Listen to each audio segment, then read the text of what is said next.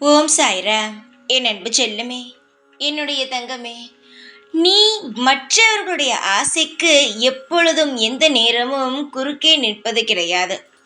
யாராவது உன் குடும்பத்தில் இருப்பவர்கள் எனக்கு இது ஆசையாக உள்ளது, செய்து பார்க்க வேண்டும் என்று தோன்றுகிறது, எனக்கு ஏதாவது ஒரு வழி செய்து கொடுங்கள் என்று உன்னிடம் வந்து கேட்டால், நம் குடும்பத்தினர் தானே என்று உன்னால் முடிந்தவரை அவர்களுக்கான உதவியை நீ செய்து கொண்டு தான் இருக்கிறாய் தங்கமே. ஆனால் உனக்கு ஒன்று செய்ய வேண்டும், உனக்கு ஒரு ஆசை உள்ளது என்று நீ ஆசைப்பட்டு மற்றவரிடம் கேட்டால், அதாவது உன் குடும்பத்தில் இருக்கும் பெரியவர்களிடம் நீ கேட்டால், அதெல்லாம் உனக்கு தேவையில்லை என்று உன் ஆசையை எப்படியெல்லாம் தடுக்கலாமோ அப்படி தடுத்து விடுகிறார்கள். எல்லோரும் ஒன்றை புரிந்து கொள்ள வேண்டும்.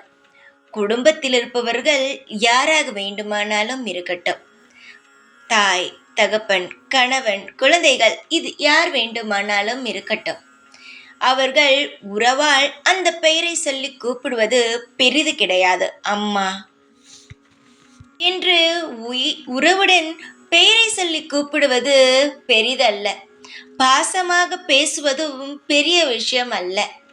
ஆனால் எப்பொழுது தெரியுமா, எப்பொழுது நம்முடைய ஆசைகளை அவர்கள் நிறைவேற்றுகிறார்களோ, அதுபோல நம் ஒரு செயலை செய்ய வேண்டும் என்று ஆசைப்படும் பொழுது தடையில்லாமல் செய்து தருகிறார்களோ, அப்பொழுதுதான் உண்மையான உறவு.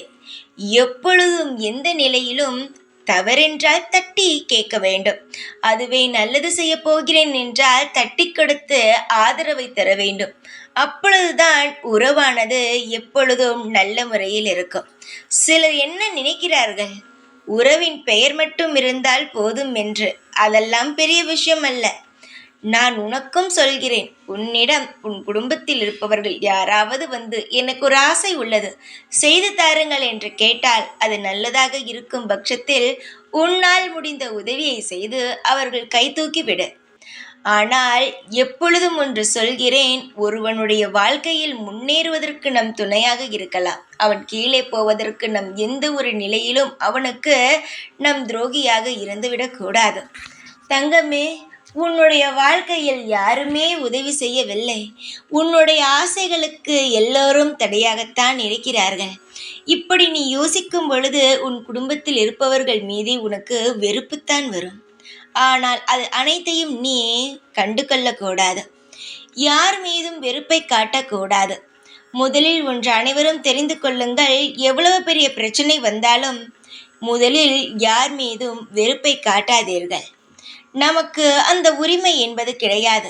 பிடிக்கவில்லை என்றால் ஒதுங்கலாமே தவிர, அவனை பற்றி பின் பேசுவதும் வெறுப்பை காட்டுவதும் பழிவாங்க நினைப்பதும் இது முற்றிலும் தவறானது. புரிந்ததா?